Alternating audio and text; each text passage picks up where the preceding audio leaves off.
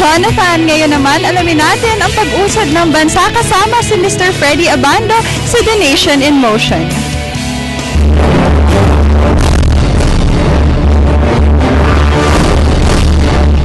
Pleasant day. This is Freddie Abando. Welcome to Nation in Motion. This morning, we're privileged to have with us the Secretary of the Department of Agrarian Reform, Secretary Sec.Delos Reyes. Sir, good morning. Magandang umaga po sa inyo. Sir, kapag pinag-uusapan mo natin ang land reform program, this is a process that has taken too long. Now, the question is, between now and the end of the President's term, would this program be finally completed? I think we're confident that we can finish this by 2016. As I stated in May 2012, when we realized that this was not going to be finished by 2014, the department undertook remedial measures to analyze how we can finish this by 2016 and what are the things that we need to do now. Now, you're talking about the remedial measures. What are those measures? What was the intent of that exercise? Because I think one of the concerns raised is that there have been so many unsettled cases in the past. Well, the first thing is the date, 2014, and that's the cause of anxiety for a lot of people. And what I keep on saying is that the law itself, which extended CARP, says that if there are open cases by June 30, 2014, then that means it can proceed. Now, coming from that point of view, what we did was to issue the notices of coverage to all the lands above 10 hectares. We tried to do that in 2012. It's not yet done. We're around 90+% finished with that, so we're going to continue that over to 2013. And those lands below 10 hectares, we're going to start sending out the notice of coverage by April 1, 2013. So that if we don't finish by 2014, then we can go beyond and do this. That's the first measure that we took. The second one is to really have an honest-to-goodness inventory of what are the claim folders that we have in a department. Because one thing that we found out is that the inventory that we had to be able to cover private land was not there. Because a lot of the land that were covered in the past were either government-owned land or voluntary land transfer or operation land transfer. The compulsory acquisition of private land that was shunted off towards the end.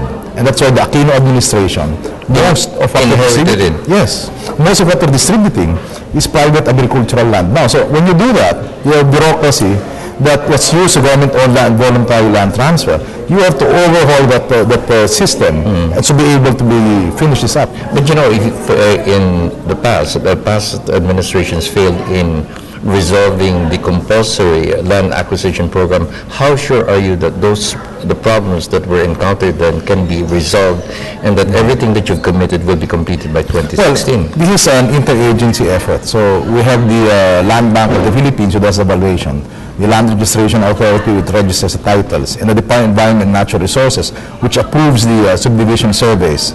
And so we're working very closely with these agencies to be able to do this. But I think the most important part here is that we're also cooperating with a lot of farmers groups. We're talking to landowners groups to be able to finish this. And precisely like I said earlier, it has taken much too long.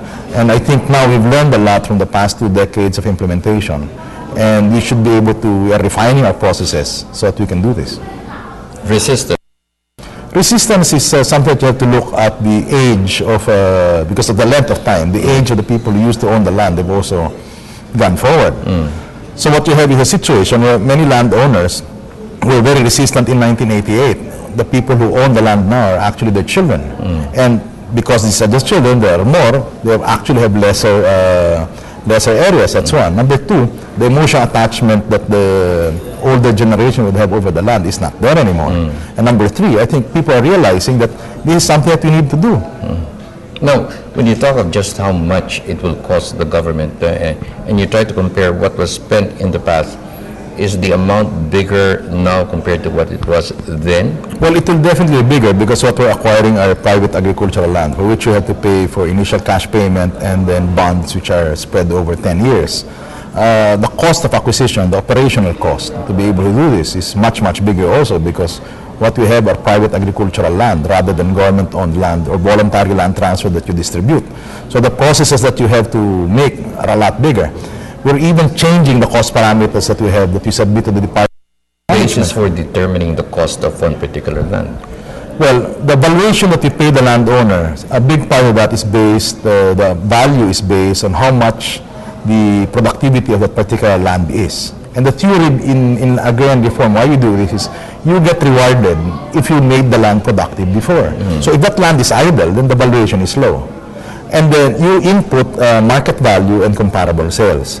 So the first thing that we have to discuss when we talk about land valuation here is that this is not like the normal eminent domain where it is replacement cost. What is the market value of a willing buyer and a willing seller over a particular parcel of land? So the cost of acquiring one particular piece of land, maybe 1 hectare, is even more expensive now compared to what it was when CARP was implemented during the term of the president's mother. Yes, is yes, that it? Yes, yes. Because if you look at the production, particularly if the production increases, then it's possible that the thing will go up. But we really do this on a per land holding basis.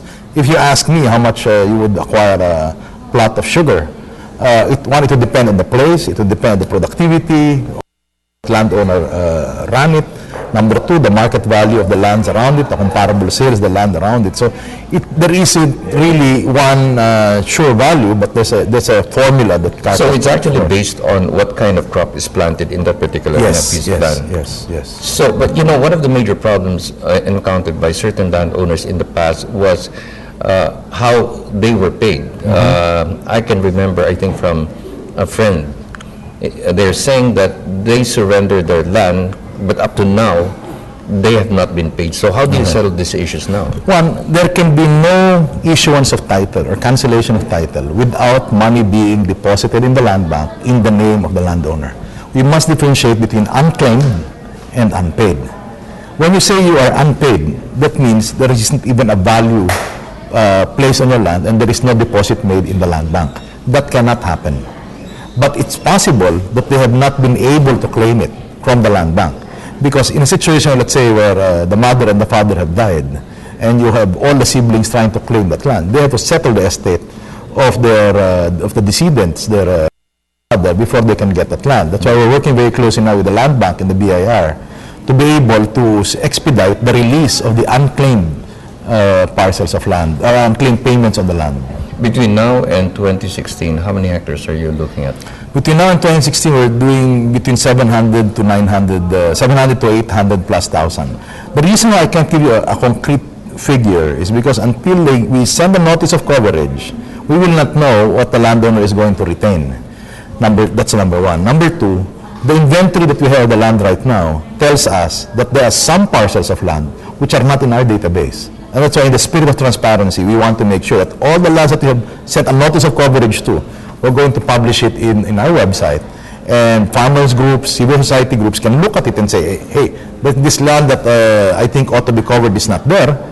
And then we're going to do the research whether it should be covered. We're going to send a notice of coverage. What's the issue between you and the bishops? The issue between me and the bishops is, I think, born out of a lack of a chance to be able to talk to a lot of bishops, to talk to a lot of bishops. I think that's the main issue. I said, and I told the bishops that I've talked with, I'm prepared to present before the conference or to a group of bishops exactly what is happening right now. No, more often, one administration makes this promise and that promise and fails to accomplish it.